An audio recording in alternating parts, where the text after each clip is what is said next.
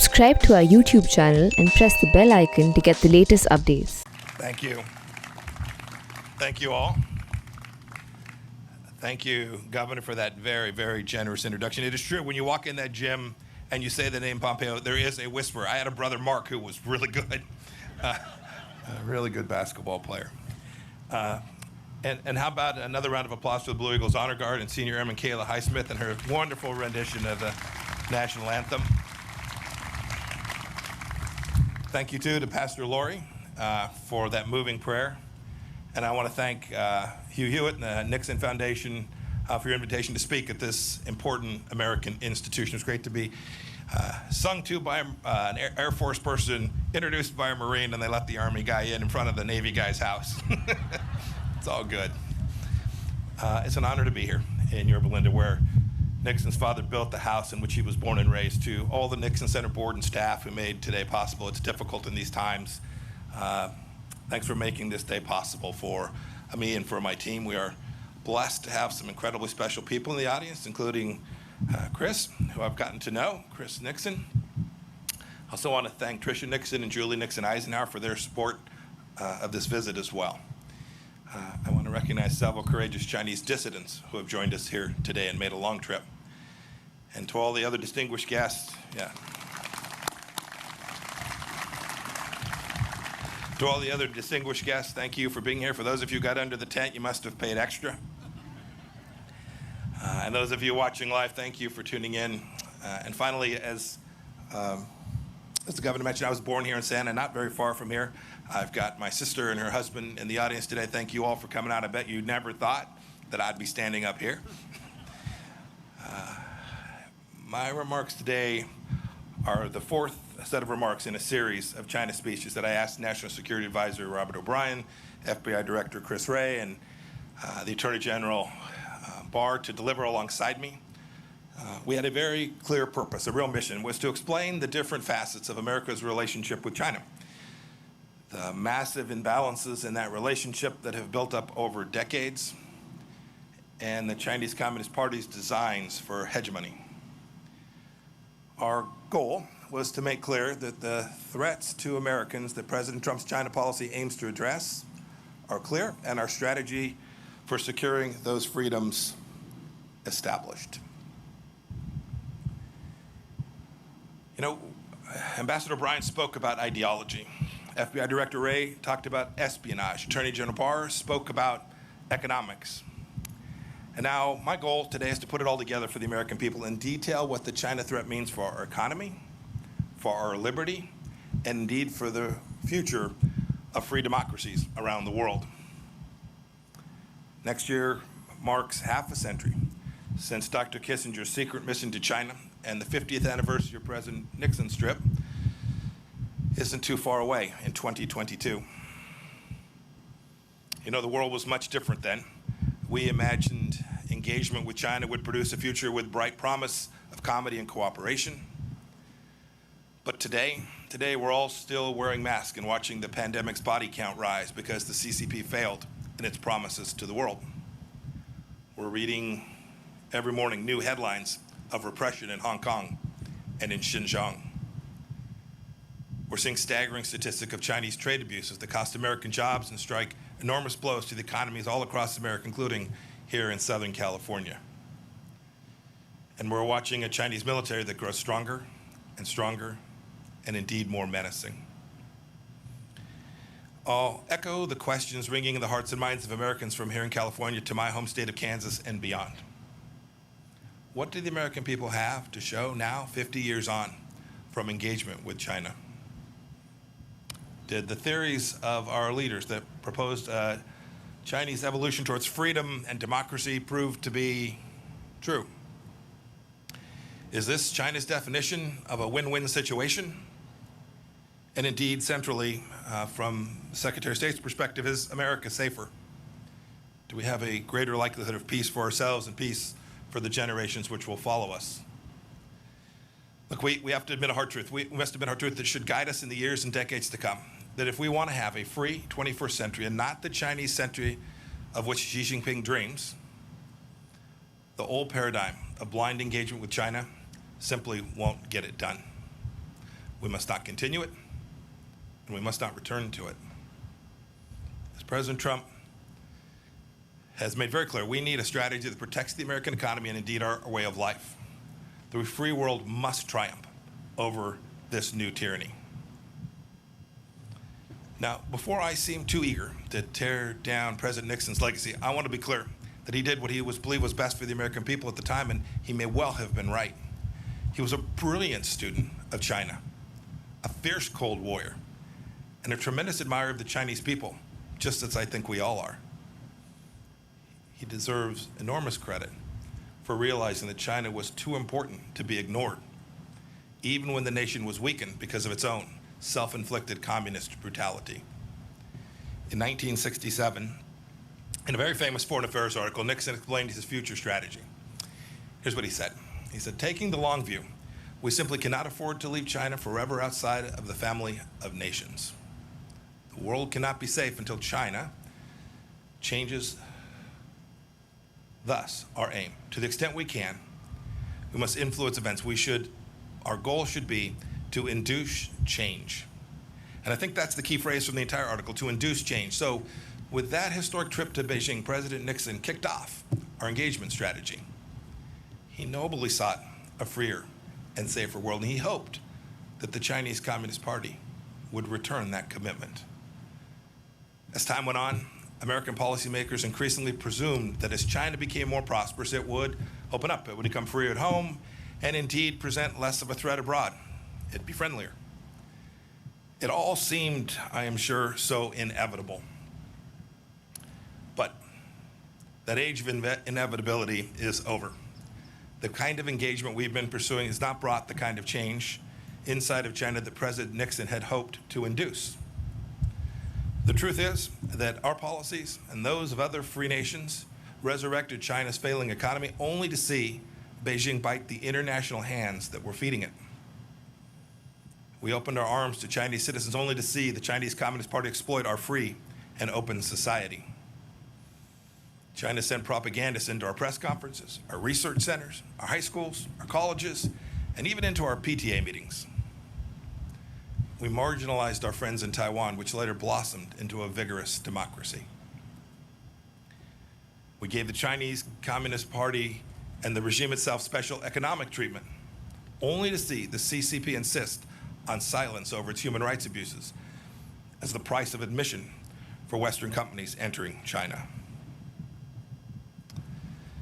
Ambassador Bryant ticked off a few examples just the other day. Marriott, American Airlines, Delta, United all removed references to Taiwan from their corporate websites so as not to anger Beijing. And Hollywood, not too far from here, the epicenter of American creative freedom and self-appointed arbiters of social justice, self-censors even the most mildly unfavorable reference to China. This corporate acquiescence to the CCP happens all over the world too. And how has this corporate fealty worked? Is its flattery rewarded? I'll give you a quote from the speech that General Barr gave, Attorney General Barr. In his speech last week, he said that the ultimate ambition of China's rulers isn't to trade with the United States, it is to raid the United States. China ripped off our prized intellectual property and trade secrets, causing millions of jobs all across America. It sucked supply chains away from America and then added a widget made of slave labor. It made the world's key waterways less safe for international commerce. President Nixon once said he feared he had created a Frankenstein by opening the world to the CCP. And here we are. Now, people of good faith can debate why free nations allowed these bad things to happen for all these years.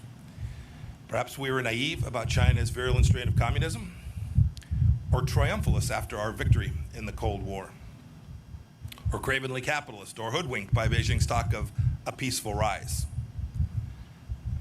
Whatever the reason, today China is increasingly authoritarian at home and more aggressive in its hostility to freedom everywhere else. And President Trump has said enough. I don't think many people on either side of the aisle dispute the facts that I've laid out today. But even now, some are insisting that we preserve the model of dialogue for dialogue's sake. Now, to be clear, we'll keep on talking, but the conversations are different these days. I traveled to Honolulu now just a few weeks back to meet with Yang Jisheng. It was the same old story. Plenty of words, but literally no offer to change any of the behaviors. Yang's promises, like so many the CCP made before him, were empty. His expectations, I surmise, were that I'd cave to their demands, because frankly, this is what too many prior administrations have done. I didn't, and President Trump will not either. As Ambassador O'Brien explained so well, we have to keep in mind that the CCP regime is a Marxist-Leninist regime. General Secretary Xi Jinping is a true believer in a bankrupt totalitarian ideology. It's this ideology that informs his decades-long desire for global hegemony of Chinese communism. America can no longer ignore the fundamental political and ideological differences between our countries, just as the CCP has never ignored them. My experience in the House Intelligence Committee, and then as director of the Central Intelligence Agency, and my now 2+ years as America's Secretary of State have led me to this central understanding that the only way to truly change communist China is to act not on the basis of what Chinese leaders say, but how they behave. And you can see American policy responding to this conclusion. President Reagan said that he dealt with the Soviet Union on the basis of trust but verify. When it comes to the CCP, I say we must distrust and verify. We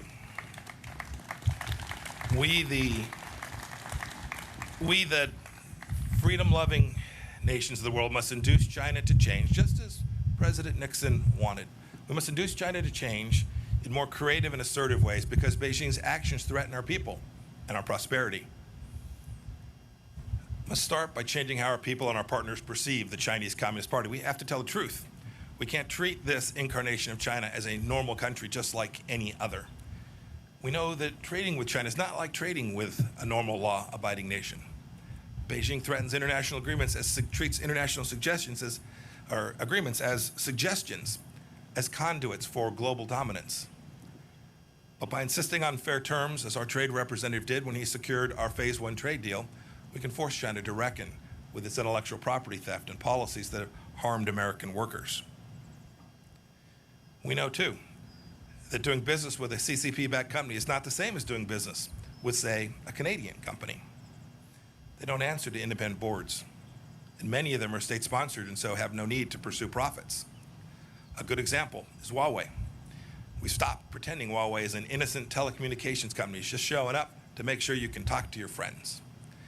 We've called it what it is, a true national security threat, and we've taken action accordingly. We know, too, that if our companies invest in China, they may wittingly or unwittingly support the Communist Party's gross human rights violations. Our Departments of Treasury and Commerce have thus sanctioned blacklisted Chinese leaders and entities that are harming and abusing the most basic rights for people all across the world. Several agencies have worked together on a business advisor to make certain that our CEOs are informed of how their supply chains are behaving inside of China. We know too that not all Chinese students and employees are just normal students and workers that are coming here to make a little bit of money and to garner themselves some knowledge. Too many of them come here to steal our intellectual property and to take this back to their country. The Department of Justice and other agencies have vigorously pursued punishment for these crimes. We know that the People's Liberation Army is not a normal army too. Its purpose is to uphold the absolute rule of the Chinese Communist Party elites and expand a Chinese empire, not to protect the Chinese people. And so our Department of Defense has ramped up its efforts, freedom of navigation operations out throughout the East and South China Seas and in the Taiwan Strait as well. And we've created a space force to help deter China from aggression on that final frontier.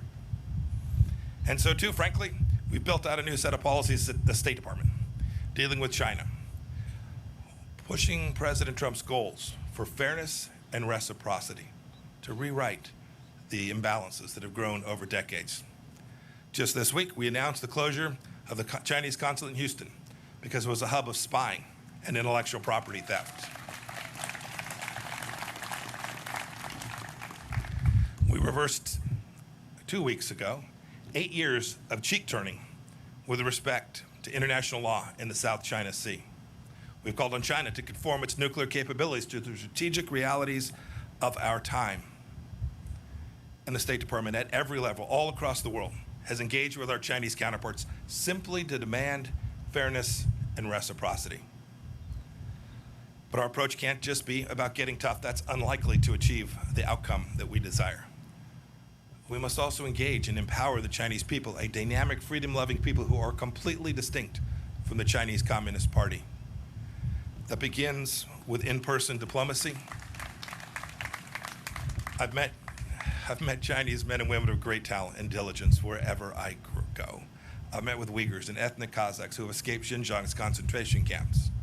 I've talked with Hong Kong's democracy leaders, from Cardinal Zen to Jimmy Lai. 2 days ago in London, I met with Hong Kong freedom fighter Nathan Law. And last month, in my office, I heard the stories of Tiananmen Square survivors. One of them's here today. Wang Dan was a key student who has never stopped fighting for freedom for the Chinese people. Mr. Wang, will you please stand so that we may recognize you?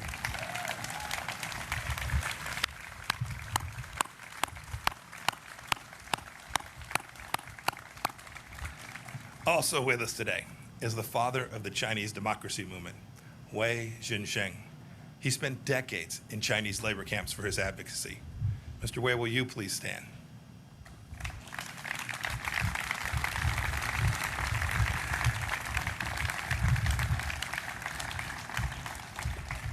You know, I grew up and served my time in the Army during the Cold War, and if there's one thing I learned, communists almost always lie.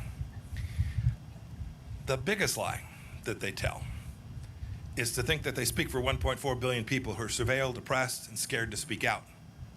Quite the contrary, the CCP fears the Chinese people's honest opinions more than any foe. And save for losing their own grip on power, they have no reason to.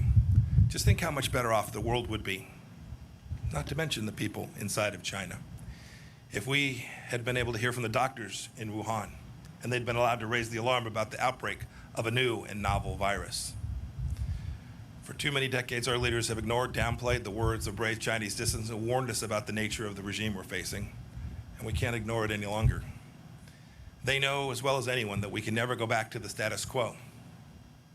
But changing the CCP's behavior cannot be the mission of the Chinese people, and free nations have to work to defend freedom. It's the furthest thing from easy. But I have faith we can do it. I have faith because we've done it before. We know how this goes. I have faith because the CCP is repeating some of the same mistakes that the Soviet Union made. Alienating potential allies, breaking trust at home and abroad, rejecting property rights and predictable rule of law. I have faith. I have faith because of the awakening I see among other nations that know we can't go back to the past in the same way that we do here in America. I've heard this from Brussels to Sydney to Hanoi. And most of all, I have faith we can defend freedom because of the sweet appeal of freedom itself. Look at the Hong Kongers clamoring to emigrate abroad as the CCP tightens its grip on that proud city. They wave American flags. It's true. There are differences. Unlike the Soviet Union, China is deeply integrated into the global economy. But Beijing is more dependent on us than we are on them.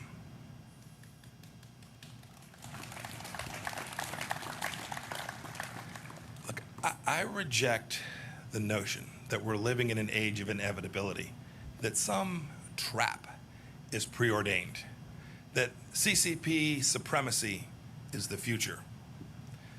Our approach isn't destined to fail because America is in decline. As I said in Munich earlier this year, the free world is still winning. We just need to believe it and know it and be proud of it. People from all over the world still want to come to open societies. They come here to study. They come here to work. They come here to build a life for their families. They're not desperate to settle in China. It's time. It's great to be here today. The timing is perfect. It's time for free nations to act. Not every nation will approach China in the same way, nor should they. Every nation will have to come to its own understanding of how to protect its own sovereignty, how to protect its own economic prosperity, and how to protect its ideals from the tentacles of the Chinese Communist Party. But I call on every leader of every nation to start by doing what America has done, to simply insist on reciprocity, to insist on transparency and accountability from the Chinese Communist Party. It's a cadre of rulers that are far from homogeneous, and these simple and powerful standards will achieve a great deal. For too long, we let the CCP set the terms of engagement, but no longer. Free nations must set the tone. We must operate on the same principles. We have to draw common lines in the sand that cannot be washed away by the CCP's bargains or their blandishments. Indeed, this is what the United States did recently when we rejected China's unlawful claims in the South China Sea once and for all, as we have urged countries to become clean countries so that their citizens' private information doesn't end up in the hand of the Chinese Communist Party. We did it by setting standards. Now, it's true, it's difficult. It's difficult for some small countries. They fear being picked off. Some of them, for that reason, simply don't have the ability or the courage to stand with us for the moment. Indeed, we have a NATO ally of ours that hasn't stood up in the way that it needs to with respect to Hong Kong because they fear Beijing will restrict access to China's market. This is the kind of timidity that will lead to historic failure, and we can't repeat it. We cannot repeat the mistakes of these past years. The challenge of China demands exertion, energy from democracies, those in Europe, those in Africa, those in South America, and especially those in the Indo-Pacific region. And if we don't act now, ultimately, the CCP will erode our freedoms and subvert the rules-based order that our societies have worked so hard to build. If we bend the knee now, our children's children may be at the mercy of the Chinese Communist Party, whose actions are the primary challenge today in the free world. General Secretary Xi is not destined to tyrannize inside and outside of China forever unless we allow it. Now, this isn't about containment. Don't buy that. It's about a complex new challenge that we've never faced before. The USSR was closed off from the free world. Communist China is already within our borders. So we can't face this challenge alone. The United Nations, NATO, the G7 countries, the G20, our combined economic, diplomatic, and military power is surely enough to meet this challenge if we direct it clearly and with great courage. Maybe it's time for a new grouping of like-minded nations, a new alliance of democracies. We have the tools. I know we can do it. Now we need the will.